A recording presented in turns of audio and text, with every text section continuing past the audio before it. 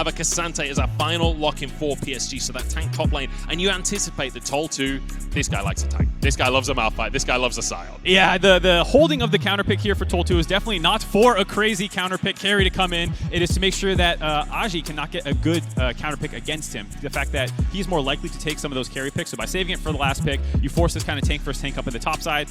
Maybe not going to be the focus point. It seems like a lot of mid focus with how much setup there is for their junglers in the mid lane. And I have to say, I'm a little surprised by DFM's draft. I anticipated a bit more aggression. I expected a little bit more like proactivity. The DFM will bring that aggression to the early game. The coaches gonna shake hands and walk into the circle of doom. It's so hype looking.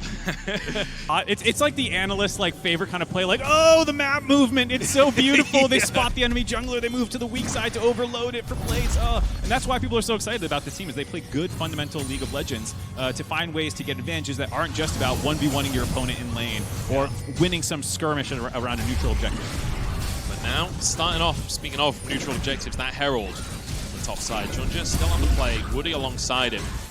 You can see the movement from the mid laners, the movement from the top laners. DFM have matched everything though. Feel like for now we're kind of at a bit of a stalemate, although the knockback onto Tol2. Aja wants his first solo kill of the tournament, forces the flash out, but ultimate's still available for Tol2. He's moving into the play, steal, with a Cyclone onto Junja, follows him over the wall as the rocket flies across the map. PSG backing away from this one. Rocket straight between the goalposts. All right, goal there for Unipon on the other side of the map. We'll see if PSG are going to let this one go. Shelly's still at half health. Rest of PSG collapsing in. Yubao's in a nice flank position here. They're letting nothing go. Absolutely nothing. Yubao here. Tol2 misses the ultimate and will be taken down as 1-for-1 so far. There's Junja on the backside. The charm is nice onto Arya. There's now the all-out 2v1 on the top side of the play. And Aja forced away, but the health bars are so low. Yubao getting the recess, but he can't quite finish the kill onto Arya. No flash from earlier as he looks for a little bit more, and there's a bonus kill on top. 3-for-1 for PSG, able to steal away the Rift Herald as well. DFM using so many of their ultimates pre-fight. PSG back off. They absorb that initial engage for your team, and on that graphic, Wako is way up into the right in terms of getting way more damage done with his gold. So if there's someone you want this farmed on the team, it's absolutely him. Yeah, I mean, I want to go back to the point I made about, Junja, Corgi, the coach for the team, both of them previously on that EDG roster. The way I see PSG right now is like Diet 2021 EDG. Like that same style of they want to play through strong lanes, and they want to apparently dive in the top side as well. As a hook from Woody, it's knockups galore, and it's damage coming out from Yubao. Absolutely immaculate stuff. Great play by PSG there, breaking the mid turret open, and during that time, moving up to the top side. You can just see absolutely beautiful vision control for them here in this side of the map. They have that little section cordoned off there. Hold on, got a fight going. Wako has the damage! No. They thought they had the weak side. They thought they had the play, but Wako just annihilates them. Finds that kill without burning any sums there. Wako making DFM look silly as he gets a first kill on the board for him there. And the top turret going to drop as well. It's the fact that he just didn't retreat. He was just like, meantime PSG pressuring in the mid lane simultaneously, looking for these objectives. A couple more autos to do the trick, but respecting Tol2's engage, respecting the rotation from DFM. See if there's a bit of a chase down here for DFM if they're actually going to go for the engage. All 5 are grouped up. Tol2 does have his ultimate back available. We'll see if he decides to pull the trigger, but it doesn't look like they're going to go for it. And speaking of patience, how many people in solo queue greed for that turret and die? How many pro players do? Or greed for this vision and die. It's Junja caught out. A great little pick for DFM, but now Yubao wants to go for the fight anyway. Gets the charm onto Hart. There's a crescendo onto the backside as well. But in the meantime, the rest of the fight is going the way of DFM. Woody trying to escape. Wako up in the river as well as Woody does walk away with his life. Udapon can't quite finish that one off. But it's a great little series of picks coming out for DFM, and now an opportunity. Yeah, 2 picks, able to grab some objective bounties here as well. Drop this mid lane turret. Right as we were talking about the control for PSG, Junjia gets blown up, split away from the team as well, which is what allowed the second kill to happen as PSG kind of rushed in there to save him or pick a fight that they might be able to win. Fortunately, not able to go for Baron. It gives them an opportunity. They will absolutely run away with it. I would describe them as a momentum-based team, right? Like when they start to get going, when they can control vision, they will find picks and they will take over. And once again, Harp the one, finding that hook, finding that opportunity for his team. buying himself a little bit of breathing room, but this is what we were talking about with PSG's objective setup, right? Complete darkness around the Baron, and they're not just going to start that, they're not going to 50-50 that, they will make sure it's complete darkness. That's what I was going to say. The one thing about when you play so slow and you don't like forcing 5v5s, is like on one end of the spectrum is T1. You know, they will start any Baron, no matter who's alive, the vision control, they'll start a Baron if they feel like it. PSG on the far side is, even if they have vision control, if they feel like DFM might face check, they're not the most aggressive team about starting it. And there we go, they forced an ultimate out, told to. Roots it up. Oh, it's a great little hook though from Harp.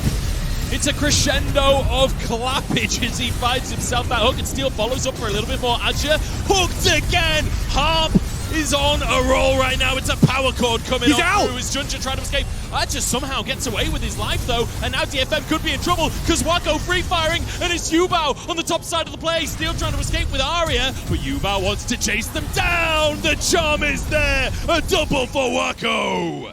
Absolute miracle turnaround there. The fact that Asha is able to get out alive somehow buys time for the rest of PSG to collapse. 4 for 1 on the tail end of that fight, and Baron gonna go in their pockets. The hooks looked so good from Harp, but unfortunately, the greater situation, not the same. And now PSG, they get that objective that they've been posturing. I thought for sure DFM was about to win that fight, maybe themselves set up for a Baron on the tail end of it, but just not enough damage to finish out Asha there, who somehow was able to survive. Bought enough time for the rest of PSG to collapse. Great bit of playmaking there from Yubao as well. Yeah, forced by Arya. The fact that they were able to blow up Unipon. No time to talk about it though. Woody goes into the backside of the pit, gets a hook on Steel. Told 2, trying to buy space for his team. 4K on the Dragon as it resets. Woody might have to get back out of the play here. Told 2, only a knock up onto Junja. Steel 1 HP, taking down Junja on the backside of the play, and the follow-up is there from Adja. Pulls him over the wall and takes them down. Yubao with a double, and PSG, this is full fat fighting. A 5 for 0 PSG quadra kill coming in there for Yubao. They have minions in the mid lane. This might be game if they choose to try and push down through there. Instead, working bot lane. Absolutely monstrous fight out of PSG again. And I just want to say, 22 stacks now. Instantly. Bought the Medjais with confidence, and he had the play to follow it up. 14-4. And what a debut game here on the stage for this brand new PSG squad. Absolutely crushing game 1 here. A couple of small pickoffs DFM was able to pull off, but aside from those, it has been dominance out of the side of PSG. The objective control, they're done with game 1, huh? It's definitely the case where it does feel pretty doomed. I can recognize a game state, okay? With 12K up in 27 minutes, I'm not going to sugarcoat it at this point. No, they're coming back right now. TP flank from Toll 2. Here we go. Wako caught. We said, how can they catch the Aphelios? That is how the Cyclone there, but Steel going to trade his life for it. Junja does find the answer. And now they're on the wrong side of the play. Junja turns golden as Adja tries to protect his jungler. Looking for Unipon, and his AD carries down on both sides. Ari the next target, but a great little lantern from Harp. But it's not enough. With Toll 2 falling, PSG once again find their fight. We've been hyping up Wako, but there are other threats for PSG available. Aji and Yubao clean that fight up from the backside, able to find multiple kills. He TPs into the mid lane, trying to end the game right now. TP coming in for Yubao as well, healing up in the fountain first. It's a bit aggressive from Adja. Might be in trouble here. One more tower shot, but he walks away. That's some swagger in the top lane coming out from PSG, who look fantastic today. They woke up on the right side of the bed. They're not going to win. They're going to... Look, we said they play safe. That's as safe as it comes. I mean, to be honest, I was surprised they TP'd mid. I thought for sure that was a take the top turret inhibitor, get your second inhib, start working down the neutral objectives as they start spawning. I was very happy to see PSG try to end the game there, but a little too risky for them. Ends up backing off as Udapon was within 10 seconds of spawning. I can understand the concern about the Jinx. Nothing they can do. Cassante, one of those champions that is real oppressive in the 1v1. But now Baron just kicked straight off for PSG. They know that they have control. Junja kind of playing bodyguard, playing bouncer in that jungle. DFM perhaps baited by the fact that it's been so slow previously. Not going to check it just yet. Steel trying to finally move on forwards. PSG kiting away from this one. Junja behind enemy lines. He wants Udapon here. All 5 players are here, but look at that. Yubao on the play with him. And it is just immaculate. Once again, PSG looking fantastic in these fights. Absolutely clinical fight there by PSG, finding the backline of Udapon, instantly assassinating him. Yubao and Aji in the most 2 recent fights being absolutely huge. And this is what makes PSG such a threatening team here in stage 1 of bracket play. multiple threats available for their team. Very clean early game, and then an explosive mid to late game team fighting team. Yeah, fantastic stuff. And the PCS kind of showing up here. Game number 1, playing their game and playing it damn well. 23-5 to finish. And I think PSG making a statement here saying, hey, we're here to play. First game of MSI, showing up, absolutely